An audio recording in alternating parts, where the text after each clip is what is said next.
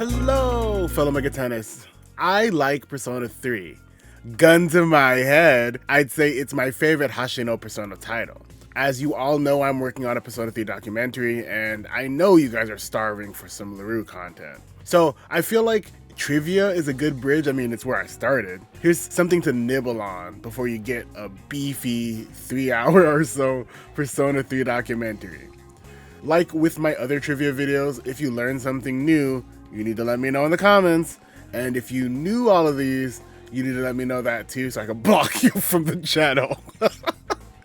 So without further ado, here's Persona 3 trivia. Did you know Persona 3 was going to take place over the course of 3 years at first? This was to make it feel more realistic and to build the world and the bond between characters. This was changed, however, when they realized they couldn't balance the gameplay to not be, for lack of a better word, boring. They decided instead to have the game take place over the course of 1 academic year instead.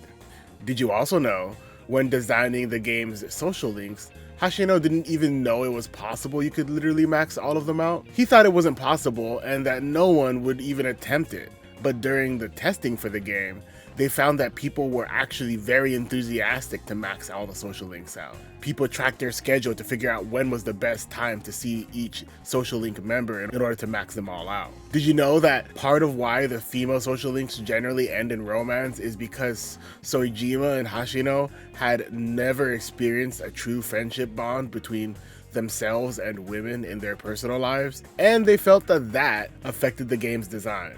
Did you also know the Evoker was designed after a real gun because Atlus wanted to emphasize the seriousness of the decision of the cast to use the Evoker in order to summon Persona, and that they needed to remember that their death was on the line. Thus, every time they summon a Persona, they wanted to avoid the cast appearing to simply enjoy summoning Personas and doing it for fun, and instead to make their characters appear to be constantly tense, thinking about the Persona summoning much like a game of Russian roulette, and that they might not survive each battle they encounter. Did you also know Persona 3 went through many changes that were surprising and some were rather meaningless? An example of the latter was that Hashino intended the shower scene at the Love Hotel to be more explicit, but Sony rejected it, and he was forced to simplify the scene. He also said the point of the longer version was just to have fan service, so he knows the target audience. Did you also know the reason you can't fully control the playable characters in the original release of Persona 3 is due to how Atlus wanted the game design to have, you guessed it, ludonarrative. Atlus wanted the cast to feel like real people making their own decisions, and initially wanted the cast to be completely independent from the player's control. But they realized that, that negatively impacted the game's experience. So instead, they tried to create competent AI that would act like real people and in character and give the player some control over the cast. Obviously, you guys know that that was changed in subsequent re-releases of Persona 3. Did you know part of the reason why they continued with high school settings for the games rather than going on to work life or even college is that they thought it was easier to structure the daily life portion of the game with that high school setting. With this type of structure, you can understand the passage of time more easily and on a scale that gives deadlines in a way that adult life simply couldn't, because of the adult life structure being more simplistic in a different way. Hashino also believed it was important for the adults who played this game to recall their school life as something nostalgic and seemingly more chaotic than their adult lives would ever be. Did you know that Kazuma Kaneko had the opportunity to work on Persona 3, but he actually felt that it was time to pass on the torch, and he thought the game would be more successful if his younger protege took the helm. And he personally wanted to step back from the hectic life of being very involved in game development, as he felt he'd grown past the time of his life where he dedicated late nights in the office to meet narrow deadlines. Did you also know that the Japanese name for social links is community, and it was originally going to be called Kamumake because you are making community?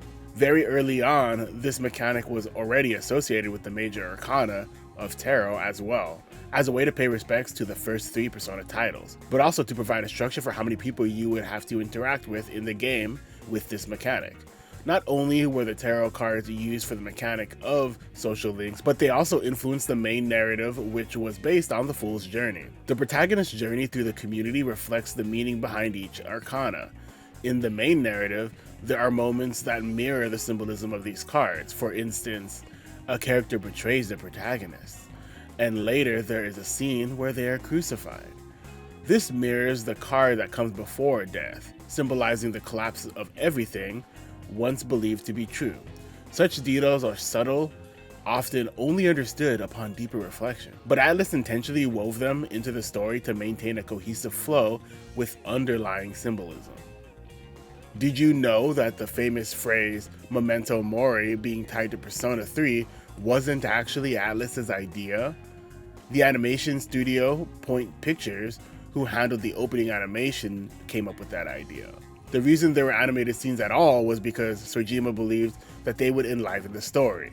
Initially, they considered CG cutscenes, but because Sojima wanted fine emotional animation and expressions, they went with hand-drawn animation. The animators seemed to strongly grasp the intent behind Persona 3, having received a huge stack of setting material and a whole lot of over-the-shoulder backseat animating. Hashino said, "A lot of concepts included in that opening were things that Atlus would have never thought of on their own. Things like the use of color and the words Memento Mori. Did you know the concept for Junpei's character was for the player to have a character they could say, 'I know a guy like that'?" Junpei's design incorporates fashion to suggest he reads fashion magazines to try and decide what to wear, showing even though he puts on a courageous front, he's actually unsure and has a low self-esteem. He also is supposed to lack attention to details and finesse, which is meant to be displayed in his battle stance, which is meant to be wrong and look more like a baseball batting stance, which is funny when you know in Persona Arena he goes on to be a baseball player. Did you know Nemesis is a spirit of vengeance and represents Ken's motivations at the start of the game? And it appears robotic to suggest it has the ability to act without being bound to morals and emotions that humans would be bound by. Kala Nemi was based on the heavenly spirit who had influence over celestial bodies and time itself. So the design was based on a planetarium in the theme. And overall, Sojima just liked the idea of a kid having awesome robots. Did you know that one of the inspirations for Persona 3 was the movie Any Given Sunday? Well, not really. Actually, it was the tagline for Any Given Sunday. Don't live in vain, die passionately. This was actually not even the tagline used in the US promotion. For America, we got 2 taglines, play or be played, and another one being, life is a contact sport. Hashino wanted all the staff to think about the tagline, the Japanese one I mean, when working on the project. It's actually unknown whether or not the movie had any other inspirational moments beyond its Japanese tagline, however. And lastly, did you know Kimi no Kuoku was the first song Soji Meguro created when he transitioned to using Pro Tools, Mac G5, and received over 500,000 yen, that's about like $3,000, in orchestral library to work with? Prior to using Pro Tools, Meguro used Logic to compose. This song was actually one of Meguro's favorites, and he was very pleased that fans enjoyed it. Its lyrics were written by Shigeo Komori, who began his tenure at Atlus as an event planner for Nocturne, a scenario writer for Nocturne's enhanced release, Maniacs, and writing for Rider 1, and then composing the lyrics for Burn My Dread and Kimi no Kuoku. These lyrics were so moving to Meguro that he'd often cry hearing them, and he felt it paired very well with the song. And that's it. I hope to have the documentary out by next month. It's going to be a very, very long process recording all of that and editing it all down. So I'm not going to give a hard, like, it's going to come out by thing, but it will definitely come out by the end of this year. And going forward, I plan to try to make at least 2 videos a month. I thought I would be able to do that for March, but I wasn't. So we'll see how that goes. So I had a whole lot of things going on. Hopefully I'm stable enough to be back. At least my health is better. Anyway, with all that being said, I will be making more videos and you should be getting at least a monthly LaRue fix. Thanks for watching and goodbye, fellow Megatenists.